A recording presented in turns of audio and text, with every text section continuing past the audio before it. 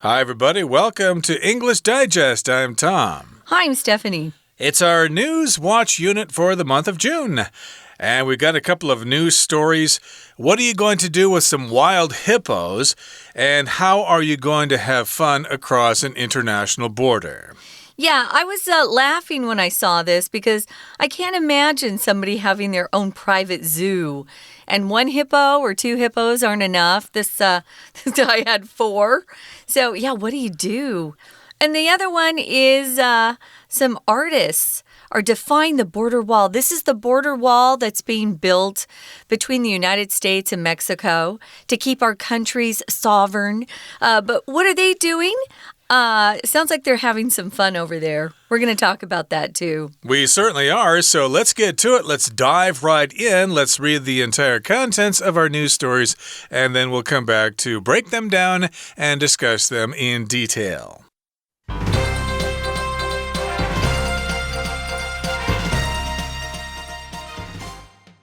Once pets, now pests. Escobar's hippos are out of control. Pablo Escobar, a once prominent Colombian drug lord, has left behind another disturbing legacy. Escobar was one of the richest men on the planet, and he owned many exotic possessions. Among these were the 4 hippopotamuses imported as part of his private zoo. Now the hippo population is roaming free, and experts believe there are at least 80 in the area, an increase of 24 in just 2 years. They have been causing serious problems for native species. Hippos feed on the same plants that other animals like otters and turtles need to survive. Fish are also dying from a lack of oxygen in the water where the hippos live. This problem is caused by the hippo's waste spreading in the water, which could also ultimately lead to the spread of diseases from hippos to humans. The reason for their quick growth is that the hippos face no natural predators in Colombia, as they would in their native Africa. Some experts say slaughtering them would be the only effective measure to contain their numbers. However, not everyone agrees. Artists defy border wall to bring Americans and Mexicans together. For one brief half hour, a special piece of interactive art titled The Teeter-Totter Wall appeared on a section of the border fence that divides the United States and Mexico. A collaboration of artists mounted seesaws across the fence. They intended on using the temporary art piece to bring people on both sides of the divide together. The seesaws allowed children and adults alike to play together and share a brief moment of joy across the border. The project was done in reaction to then-President Trump's plans to build a large-scale wall along the U.S.-Mexico border. Despite this substantial physical barrier, many feel a sense of unity across the border. By allowing people to play together using the same seesaws, the artists generated an even greater show of solidarity. Strict policing at the border means that there aren't many options better than art projects for promoting cross-border relations between regular people. Because of this, the artists are also preparing an interactive xylophone wall, as well as a burrito wall, where people on both sides of the fence will be able to eat together. Okay, guys, our first news story has the headline, Once Pets, Now Pests. Escobar's hippos are out of control. So most people don't think of hippos as pets. They're way too big for most people to take care of. I'm sure they eat a lot, so you'd really have to spend a lot of money trying to get food for them. Well, this guy, Pablo Escobar, he was a bad dude. He was a big drug lord, sold illegal drugs, and if you got in his way, he would kill you and your family, of course. Well, he had his own private zoo, and he wanted his own hippos, so he brought them over to his own town. So he's a Colombian drug lord, meaning he's from the country of Colombia. Now, if you're a pest, you're some sort of person, insect, animal that just annoys people, gets in the way. A good example of a pest in Taiwan would be the cockroach or the mosquito. Flies aren't so bad here, but the mosquitoes and the cockroaches, those are definitely pests. You could also describe an annoying person as a pest. Yep. Stay away from Joe. He's just a pest. He just likes to bother people. But yes, pests, of course, are animals that are bothersome to people. So yes, we like pets, like cats and dogs and turtles and stuff like that. Yeah. But we don't want them to be pests. And again, we're talking about Pablo Escobar, a once prominent Colombian drug lord, and he has left behind another disturbing legacy. A legacy, of course, is kind of your reputation, especially after you die or something like that. It's a story, perhaps, that continues on, but also it's how you're known throughout history. So, of course, we know of him as being a drug lord, of selling lots of drugs and probably killing lots of people. Oh, yeah. So that's his legacy. But now he's got another legacy, something else he's going to be known for. You can also have a legacy if you're an artist, the music you compose that, stays behind. You don't take your music with you. Or anything you produce that lasts for years and years, that's part of your legacy. So he was one of the richest men on the planet. That's what happens if you're dealing drugs or trafficking humans, selling people as slaves to other countries. You tend to become very rich. He owned many exotic possessions. If something's exotic, usually we use this word to talk about things we're not as familiar with, or they're from another country or another part of the world that we don't often get to see, so we think they're kind of cool. Your possessions, of course, are things that you own.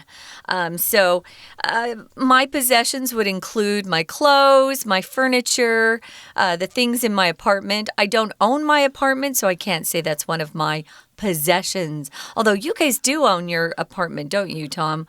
Well, my wife owns the house. Well, not really technically since her parents are gone, but I guess they share the house with their siblings or whatever. But yeah, that's a possession. Something that you own.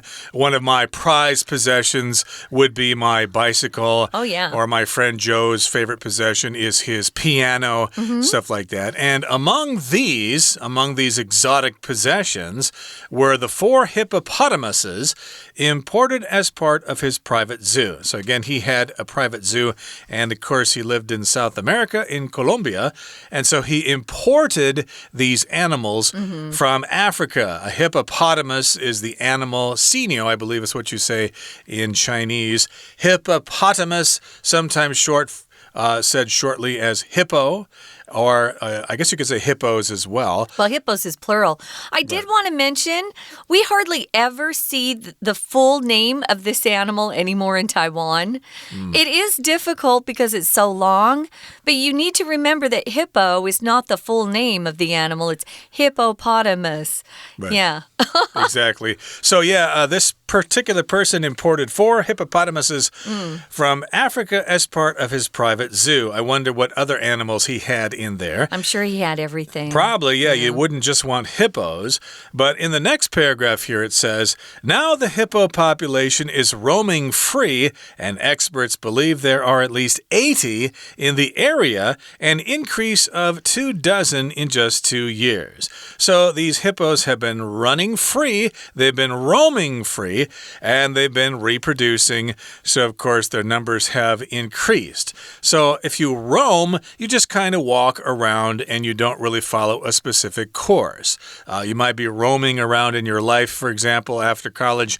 You're not quite ready to start working, so maybe you work in a restaurant, and then you move to Australia and pick grapes for wineries, and then you go to Europe or something. Yeah, you're just kind of roaming around. Yeah, a similar word or a synonym would be wandering. Wandering around, wandering wandering free. We tend to say wandering around. But yeah, if you're wandering or roaming, you have lots of free time. It sounds like you don't have to be anywhere specifically. So yeah, these hippos have now grown to at least 80. That's a lot of hippos. It's an increase of 24 in just 2 years. So they like to make baby hippos a lot. So these hippos feed on the same plants that other animals like otters, who are so cute, and turtles need to survive. So they're all sharing a similar type of food. So these hippos are taking some of the food away from otters and turtles. Oh no. Fish are also dying because they're coming up with a lack of oxygen in the water where the hippos live. What is causing this lack of oxygen? Well, it's because the hippos poop in the water, and it actually gets rid of some of the natural oxygen in the water. I guess their poop destroys it. So this Not just the poop, but also the pee, I imagine, too. Yeah. Oh, yeah, I forgot about that. So number 1 and number 2. Number 1 is pee, number 2 is poop. So this could ultimately lead to the spread of diseases from hippos to humans. Ooh. Okay, and the final paragraph here in the first news story says, the reason for their quick growth, the growth of the hippos, is that the hippos face no natural predators in Colombia as they would in their native Africa. A predator, of course, is an animal that kills another animal, so there's lots of animals in Africa that would control the population of hippos, but the hippos don't have any natural predators. There are no animals there to kill them, so they can reproduce as much as they want. And some experts say slaughtering them would be the only effective measure to contain their numbers. To slaughter means to kill, and you can slaughter, of course, lots of people in a war or something like that. Lots of people get slaughtered or something like that. Of course, we don't want to see that happen, but unfortunately, it does happen sometimes. And some people say, yeah, we just got to kill them. Just let hunters go out there and just wipe them out. Yeah, so slaughter is also used in a kind of a fun way. If 2 sports teams are playing each other and one really loses badly, the winning team could say, yeah, we slaughtered them. We really killed them. So yeah, the only effective measure to contain the numbers, some experts are saying we've got to go in and kill the hippos.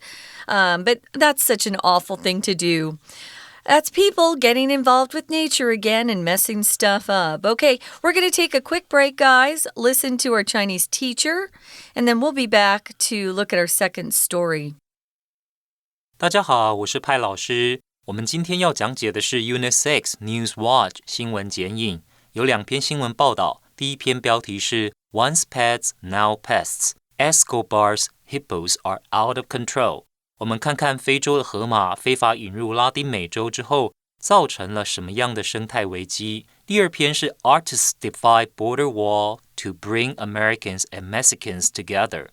前任美国总统 Donald Trump 决意在美墨边境修建围墙，阻挡非法移民。然而这个做法却也成为艺术家创作灵感的来源。我们先看到第一篇新闻报道，请大家再看一次标题 Once pets, now pests. 请特别注意2个生字 pets 和 pests， 大家注意到了吗？这2个生字拼法非常相近，是作者刻意在玩文字游戏，试图引发读者兴趣。 Pets 是宠物，哥伦比亚毒枭 Drug Lord Pablo Escobar 养了4只河马当作宠物 pets，后来却变成问题来源，导致当地生态失衡，形同生态公害 pests, P-E-S-T-S. Escobar's hippos are out of control. 请注意，这个 out of control 就是失控的意思。请看到第一句 Pablo Escobar, a once prominent Colombian drug lord, has left behind another disturbing legacy.Legacy 的意思是留给后人造成影响的东西，不一定都是正面的。请注意词语搭配 leave behind a legacy。 请看到第一段最后一句 Among these， 好，请把这个 these 画起来，它指的就是前面的 exotic possessions。 Among these were the 4 hippopotamuses imported as part of his private zoo。请注意，这里其实是倒装句，从 among these were。那这个 among these were 呢 ？among these 是介系词片语，真正的主词其实是在后面这4只河马。好的，请注意看到第2段第3句 ，Hippos feed on the same plants that other animals。好，请注意这个句子哦，这个 feed on 其实就是以什么为食的意思。好，那接下来请同学看到第4、第5句。Fish are also dying from a lack of oxygen 这一句 This problem is caused by the hippos' waste spreading in the water 一直到最后面请问 this problem 指的是什么问题？应该就是前一句的鱼类因为水中含氧不足而死，因为河马排泄物在水中扩散造成优氧化。第3段倒数第2句Some experts say slaughtering them would be the only effective measure to contain their numbers. 请看 contain 这个动词，意思是控制、遏制的意思。后面的受词通常都是问题或麻烦。有些专家说，宰杀河马是唯一有效的方法，才能控制它们的数量。举个例子来说 ，Many countries fail to contain the spread of the disease.Because they were not provided with correct information. 很多国家没有办法控制这个疾病的蔓延，是因为没有得到正确的讯息。We're going to take a quick break. Stay tuned. We'll be right back.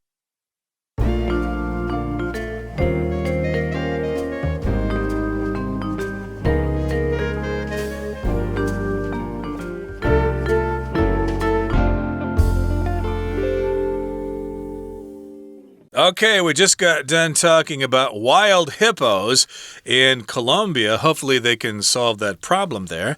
And now let's go to Mexico, or rather the border between Mexico and the United States. And we've got some artists there who defy the border wall to bring Americans and Mexicans together. So in this title here, we have the word defy.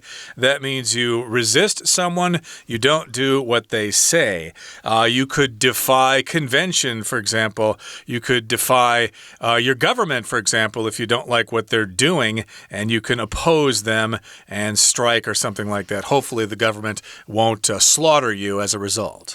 I think you could say that the opposite word or the antonym to defy would be comply. So you obey with some sort of order or request or maybe even a law. So they're defying border wall to bring Americans and Mexicans together. So these are artists that are doing something to kind of join the two sides together. For one brief half hour, a special piece of interactive art that has the title of Teeter-Totter Wall. A teeter-totter is found on most playgrounds at schools, especially elementary schools. A teeter-totter is that long piece of wood that balances and you've got one kid on one side and one kid on the other. Those are fun unless you're playing with someone who's a lot heavier than you are. Then it can be dangerous. But that's a teeter-totter. So you can imagine what this teeter-totter wall looks like. So it appeared on a section of the border fence that divides the United States and Mexico. I just want to say for the record, I'm an Arizona resident, or I used to live in Arizona. That's where I was born. So I know all about this United States-Mexican border. The problem with not having the wall, guys, is that a lot of illegal drugs and kids are trafficked. Kids are sold to adults for sex. So there is a reason why we need a border wall. If you want to come into the United States, we have a method for you. Okay, but in any case here, they've got this border fence, I guess, that's low enough to put this teeter-totter on it. And a collaboration of artists mounted seesaws across the fence. Teeter-totter is the word kids use. Seesaw is the more common word. Oh, we said teeter-totter when I was growing up. Yeah, we did too, but chow chow ban, I believe, is the Chinese term for it. They say seesaw. Seesaw, right? Yeah, 都可以。Yeah, okay. And this is a collaboration, which means they're working together. That's the noun here, a collaboration. They collaborate, they work together. And these artists are collaborating, and they mounted the seesaws across the fence. So I suppose a Mexican can be on one side, and an American can be on the other side, and they can go up and down and play together without crossing the border. That's pretty cool. If they had a swing there, they'd be crossing the border, so they'd probably get in trouble with that.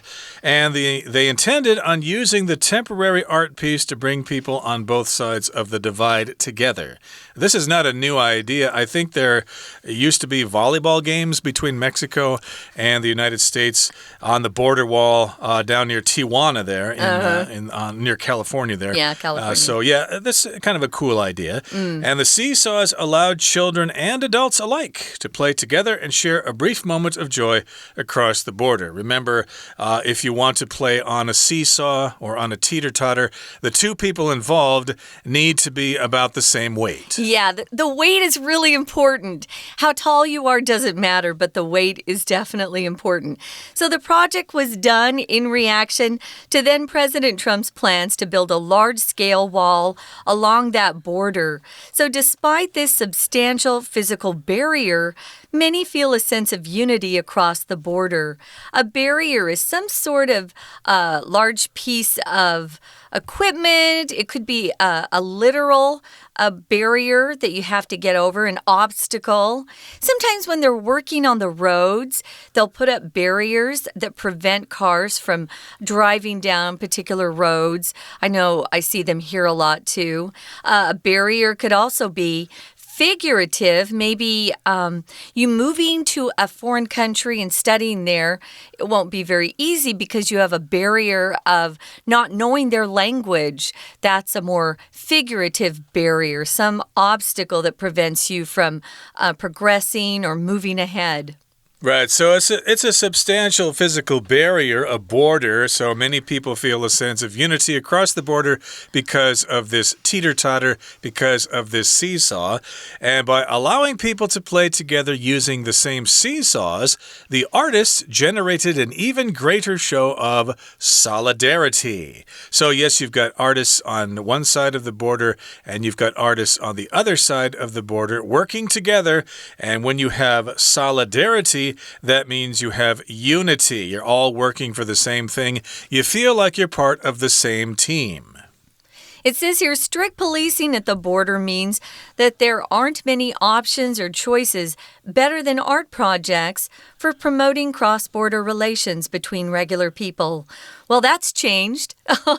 There's no longer strict policing at the border, but art has always been meant to bring people together and to help people understand each other, even if you're from different cultures or maybe you're different genders. All of art is supposed to, bring people together or at least get people to think. I know some pieces of art I don't consider art, but it's some sort of message that artist wants to communicate.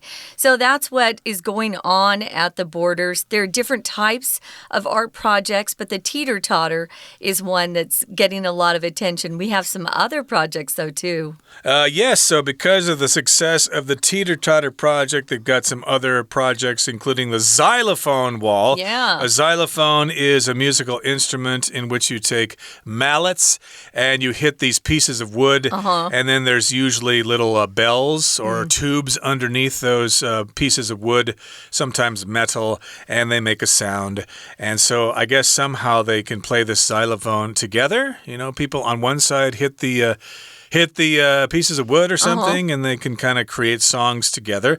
And we've also got a burrito wall. A burrito is a kind of Mexican food. It's like a taco, but it's rolled up in a soft shell. It's not really quite well known here in Taiwan. Oh, they have burritos here. They do, but they're kind of hard to find. You have to know where to go to find them. There's some women who have a restaurant on Losafulu, I believe, somewhere near the Hall of the great man. I have to tell you, Tom, I do order delivered food a lot. There are several restaurants now that have burritos. There are at least 12, 15 at this point, which is kind of nice. If you go to the grocery store and you see those flour tortillas that are flat, you can make your own by getting those and some beans and maybe adding some hamburger meat, minced meat, and then, some spices and put some tomatoes and lettuce on it, roll it up, and there's your burrito. They're not going to be cheap, though, because, of course, you need to import some of the ingredients to get the authentic taste. But in any case here, yes, they've got this burrito wall, and people can sit on both sides of the fence, and they can eat together. They can dine together. They can roll their burritos together. They can maybe make them together. Yeah, and maybe they can make some enchiladas or tacos as well, or even some gorditas. I'm sure it's going to be very sabrosa for everyone on both sides of the border there. So that brings us to the end of our lesson for Tom, today. You should probably translate those Spanish words. Just tasty, flavorful, stuff like that. Sabor is flavor. But in any case, yes, that sounds like a lot of fun, and it's always great to have the opportunity to meet some Mexicans there. They've got great music, great food, and all that kind of stuff. Hopefully they feel the same way about Americans. Okay, that brings us to the end of our explanation for today. It's time now for our Chinese teacher. 第二篇新闻报道的大意是，艺术家在美墨边境围栏上面安装了跷跷板，让两国民众不论大人小孩都可以玩这个跷跷板，在上面同乐。请同学一起看到第一段倒数第二句。They intended on using the temporary art piece to bring people on both sides of the divide together. 好，请同学先注意到 intend on 这个片语。其实呢，这个 intend on 后面加动名词，就等于 intend to 加不定词，都是打算做什么。接下来呢，请同学特别的把 bring together 画起来。这个片语的意思是让什么人相聚在一起 ，bring people on both sides of the divide together， 让这个边境两边的人民可以聚在一起 ，bring them together。再来，请同学特别注意的是 divide， 这个 divide 所指的呢就是边境，那它就是阻隔的意思。再看到第二段第一句。The project was done in reaction to then President Trump's plans to build a large-scale wall along the U.S.-Mexico border. 请同学把 in reaction to 这个片语画起来，是回应的意思。再来，请同学看到下一句 Despite this substantial physical barrier. 请把 physical barrier 画起来。Barrier 是障碍，或者呢，我们会把它翻成呢，这个栅栏也是可以的。那尽管呢，在这里有实体的、很具体的阻碍。好，再来，请看到第三段第一句 ，strict policing at the border。strict policing at the border， 这里所指的就是在边境严格的执法，相当于 law enforcement。以上是我们针对新闻剪影所做的中文讲解，谢谢大家。